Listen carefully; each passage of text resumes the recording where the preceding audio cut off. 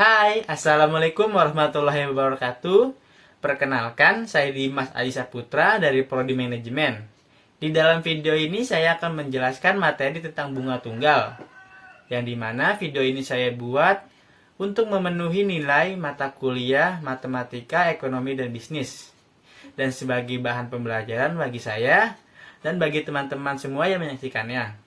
Dan saya juga mengucapkan terima kasih kepada Ibu Irvia Eriza selaku dosen pengampu mata kuliah Matematika, Ekonomi, dan Bisnis yang telah memberikan tugas untuk membuat video pembelajaran. Jadi, tidak usah berlama-lama lagi, mari kita saksikan videonya.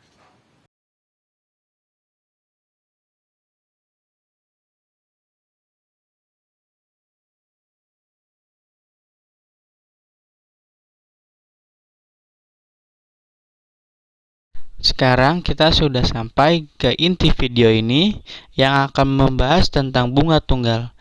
Nah, dari sini kita bisa lihat bersama-sama bahwa tampilan awal dari presentasi kali ini atau video pembelajaran ini mengenai materi tentang bunga tunggal.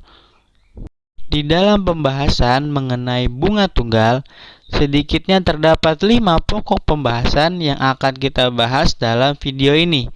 Yang pertama ada pengertian bunga, yang kedua ada bunga tunggal, yang ketiga ada macam-macam persen, yang keempat ada sistem bunga dan diskonto, dan yang kelima ada metode perhitungan bunga.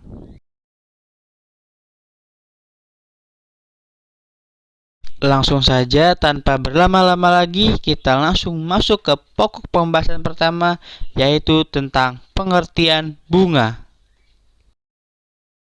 Nah, mungkin bagi beberapa teman-teman semua sudah mengerti ya apa itu pengertian bunga. Namun pengertian bunga di sini bukan bunga tanaman ya, melainkan tentang bunga dalam matematika. Apa sih itu bunga? Bunga ialah kompensasi yang dibayar peminjam modal kepada pemberi pinjaman atas modal yang diberikan. Bunga dapat dipandang sebagai suatu bentuk sewa yang dibayar peminjam kepada pemberi pinjaman untuk kompensasi atas kerugian modal yang digunakan.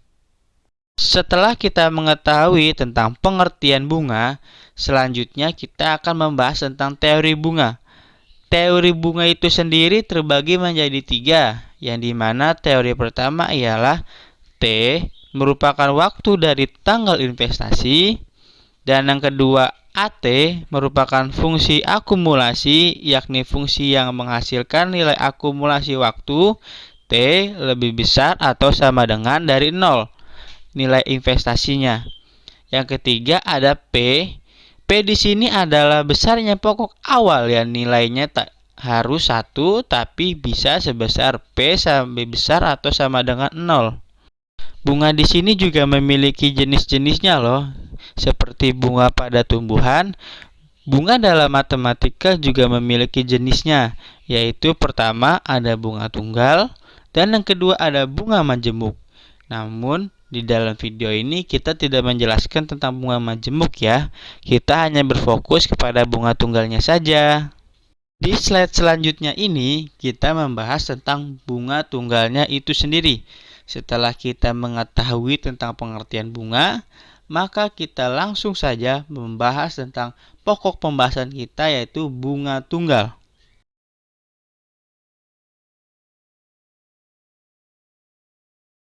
Nah, teman-teman sudah tahu belum apa sih itu bunga tunggal? Jika belum tahu, simak ya penjelasan ini. Bunga tunggal adalah bunga yang diperoleh pada setiap akhir jangka waktu yang tidak mempengaruhi besarnya modal yang dipinjam. Dalam kata lain, perhitungan bunga setiap periode selalu dihitung berdasarkan besarnya modal yang tetap. Jadi, perlu diingat, jika bunga tunggal adalah bunga yang diperoleh pada setiap akhir jangka waktu yang tidak mempengaruhi besarnya modal yang dipinjam. Itu merupakan pengertian dari bunga tunggal. Di dalam bunga tunggal juga memiliki metode perhitungannya loh, yaitu dibagi menjadi 3 metode perhitungan bunga. Yang pertama ada metode pembagian tetap, yang kedua ada metode persen yang sebanding, yang ketiga ada metode persen yang seukuran.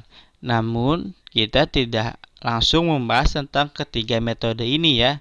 Nanti ada slide khusus atau video pembahasan khusus mengenai metode ini di akhir video ini ya.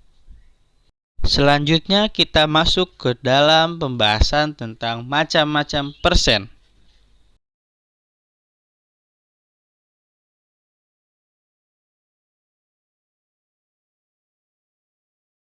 Persen juga ada loh di dalam bunga tunggal.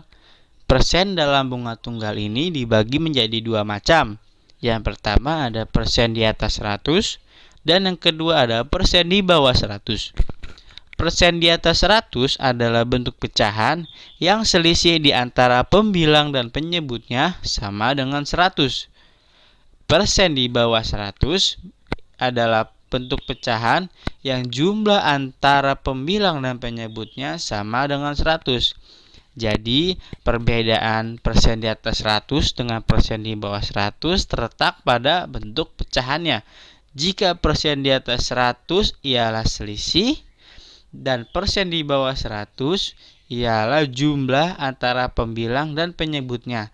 Jadi, diingat ya pengertian kedua macam persen ini dan perbedaan di dalamnya.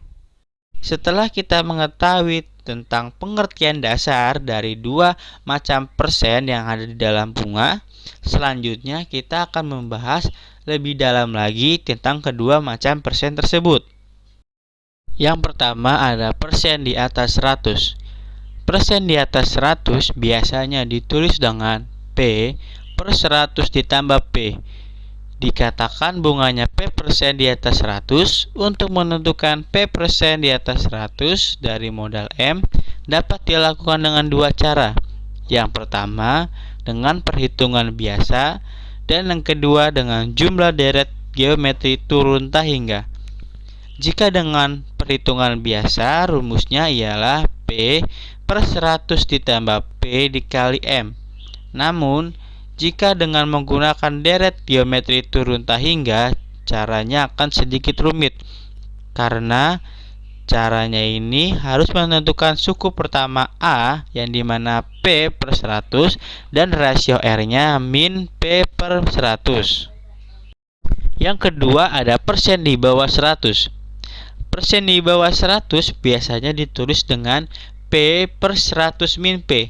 Dikatakan bunganya P persen di atas 100. Untuk menentukan P persen di atas 100 dari modal M dapat dilakukan dengan dua cara. Cara pertama dengan perhitungan biasa, yang dimana rumusnya ialah P per 100 min P dikali M.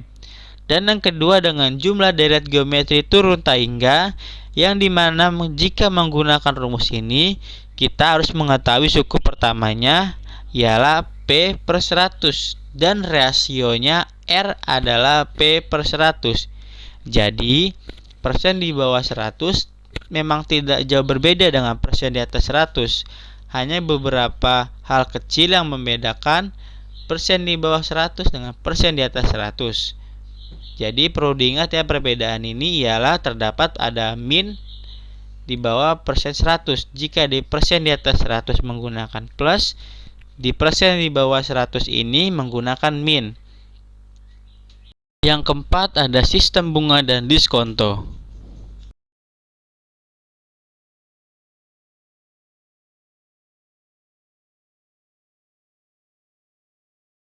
Di dalam materi ini kita akan membahas tentang sistem bunga dan diskonto. Yang pertama akan kita bahas ialah sistem bunga. Apa sih itu sistem bunga? Sistem bunga adalah jasa dari simpanan atau pinjaman yang dibayarkan pada akhir suatu jangka waktu yang ditentukan atas persetujuan bersama. Jadi, di dalam sistem bunga, akhir suatu jangka waktu dapat ditentukan atas persetujuan bersama. Jika teman-teman masih bingung tentang sistem bunga, saya akan memberikan contoh agar teman-teman semua lebih memahami tentang sistem bunga. Contohnya, Seorang pedagang meminjam uang di bank sebesar 1 juta rupiah dengan perjanjian bahwa uang tersebut harus dikembalikan dalam jangka waktu 1 tahun dengan uang pengembalian sebesar 1.200.000 rupiah. Uang sebesar 1 juta disebut modal, sedangkan uang yang merupakan kelebihannya yaitu 200.000 rupiah disebut bunga atau jasa. Jika besarnya bunga dibandingkan dengan jumlah modal simpanan atau peminjam dinyatakan dalam persen, makanya nilainya disebut suku bunga dan biasanya dinyatakan dalam P%.